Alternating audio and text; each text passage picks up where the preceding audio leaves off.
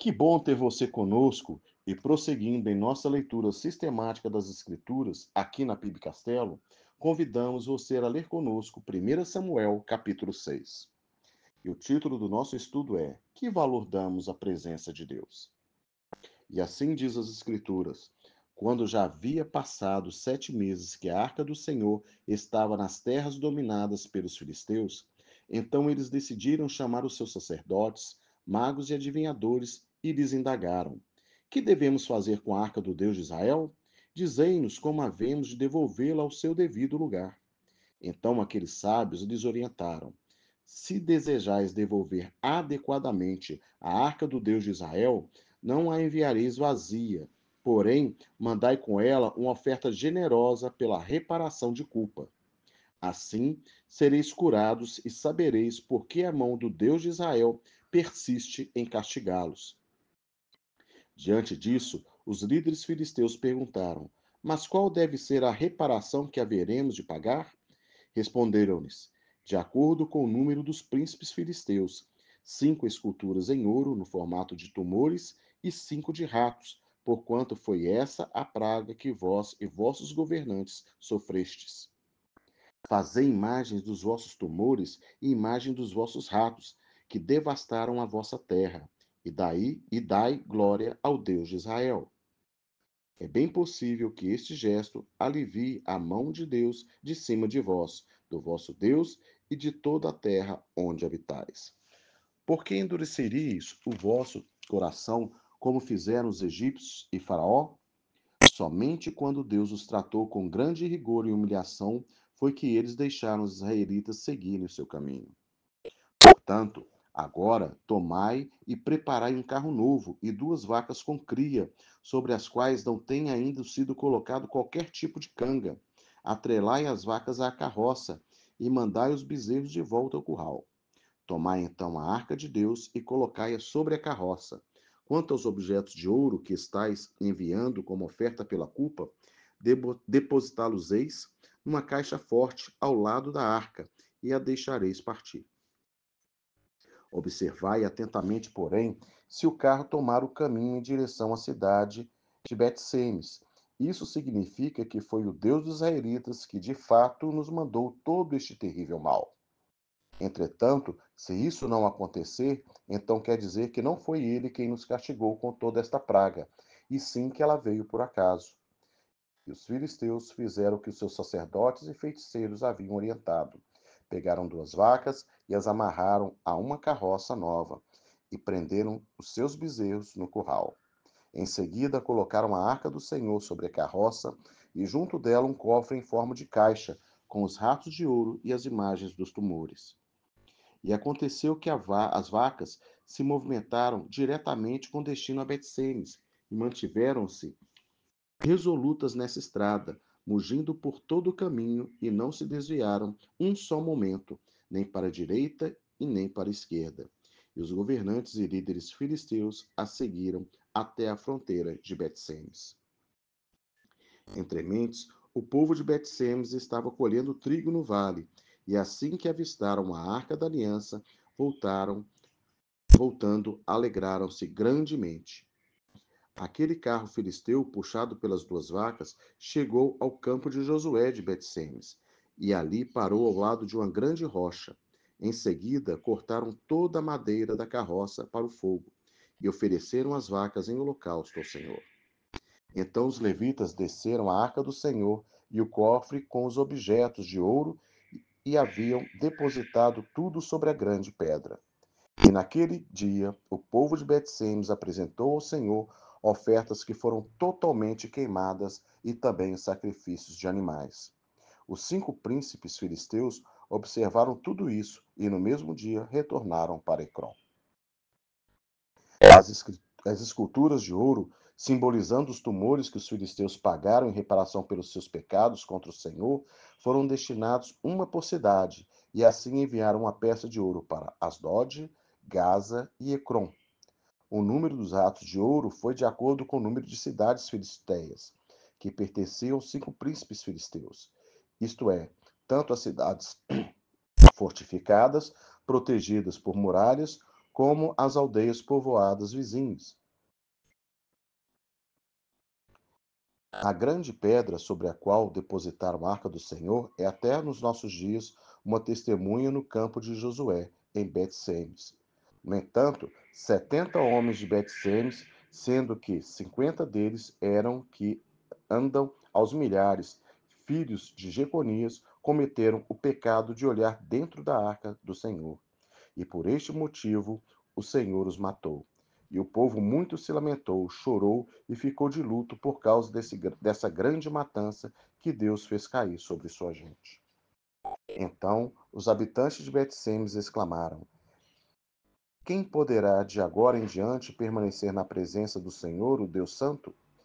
Para quem deveremos enviar a sua arca, a fim de que ele se afaste de nós? Em seguida mandaram mensageiros aos moradores de Quiriat-Jearim. Com estas palavras, os filisteus, restituíram a arca da aliança do Eterno. Descei, portanto, e levai-a para nós. Uma primeira pergunta: por que os filisteus foram castigados quando a arca da aliança estava no meio deles? A presença de Deus não deveria abençoá-los? Vimos no capítulo 5 que eles levaram a arca, o símbolo da glória e da presença do Senhor, para a sua terra e, mais que isso, para o templo do seu deus Dagom, a fim de mostrar que os seus deuses eram mais fortes e poderosos que o Deus de Israel. Eles zombaram do Deus de Israel. Em Gálatas 6,7 está escrito: Não vos enganeis, Deus não se permite zombar. Portanto, tudo que o ser humano semear, isso também colherá. Os filisteus tão somente colheram o que plantaram. Mesmo com tudo o que ocorreu, descrito no capítulo 5, em Asdod, Gate e Ecrom, conforme 1 Samuel 6,9, nós vemos que os filisteus ainda não tinham 100% de certeza que o Deus de Israel tinha feito aquilo. Pensavam ainda que poderia ser uma obra do acaso, coincidência. Quiseram ainda mais um sinal, o que foi concedido a eles por Deus, que as duas vacas seguissem sem nenhum direcionamento 35 quilômetros, que era a distância de Ecrom até Bet-Semes, sem se desviar do caminho, nem para a direita nem para a esquerda. E isso realmente ocorreu. Deixo aqui uma reflexão. Por vezes, não agimos como os filisteus? Deus nos fala para mudarmos de direção, de pensamento, de atitude em alguma coisa. E nós ficamos a pedir mais um sinal, mais uma confirmação daquilo que ele já disse? Um testemunho contado pelo evangelista Reinhard Bonk me lembra esse tipo de atitude. Conta ele sobre um jovem sentado em um banco na praça. E o Espírito Santo lhe incomodou para levar a mensagem do evangelho a uma moça que estava na mesma praça. Então, ele pensou, ficou na dúvida se aquilo era alguma coisa dele mesmo ou se era realmente o Espírito Santo que falava com ele.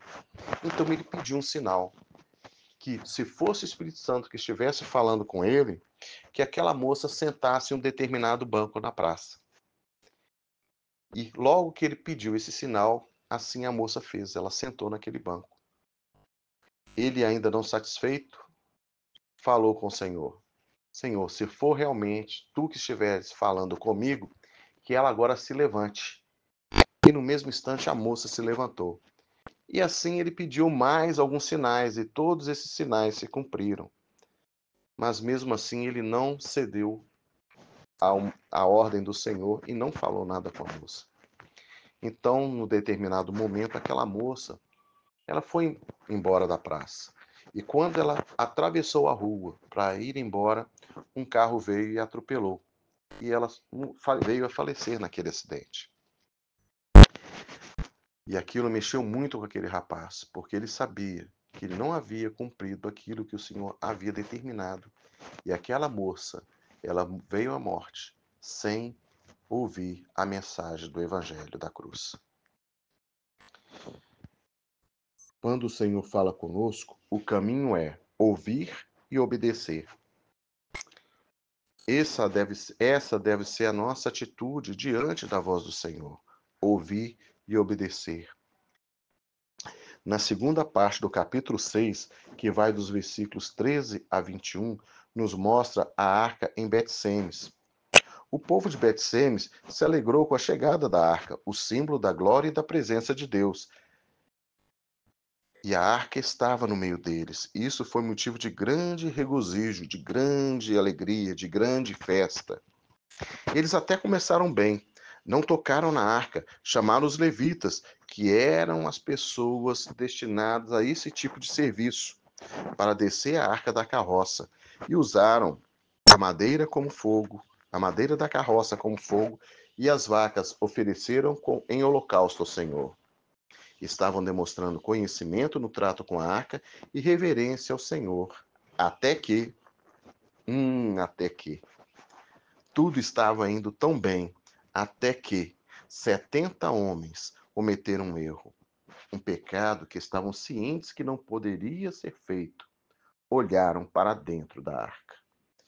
E por isso eles escolheram o fruto da sua desobediência, que foi a morte. E aí cabe uma segunda reflexão. Quantas vezes estamos indo tão bem, mas mesmo sendo advertidos pela palavra, pelo Espírito Santo, escolhemos desobedecer? Estes homens colheram a consequência do seu pecado. Então veio grande temor sobre o povo de Bet-Semes e pediram para o povo de Kiriat Jearim para que levassem a arca.